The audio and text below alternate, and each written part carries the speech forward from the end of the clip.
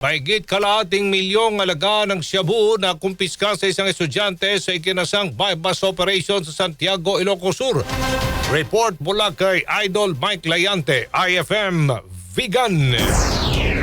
Aabot sa mahigit kalahating milyong pesos na halaga ng shabu ang matagumpay na nasamsam ng mga otoridad mula sa isang estudyante sa ikinasang drug bypass operation sa Barangay Ulo Ulo Norte, Santiago, Ilocos Sur. Ang mga operatiba ng Regional Police Drug Enforcement Unit, Regional Intelligence Division, Philippine Drug Enforcement Agency o PIDEA at iba pang sangay ng mga kapulisan ang nagkasa ng operasyon na nagresulta sa pagkahuli ng 18 years old na estudyante mula pa sa probinsya ng Cavite at nasamsam sa kanya ang 100 grams ng hinihinalang shabu na nagkakahalaga ng 680,000 pesos at iba pang mga uri ng ebidensya. Sa ngayon, nasa kustodiya na ng Santiago Police Station ang estudyante na haharap sa kasong paglabag sa Republic Act 9165 o Comprehensive Dangerous Drugs Act of 2002. Kasama mo sa IFM Vegan, Idol Mike Layante. Tatak RMN. RMN Network News.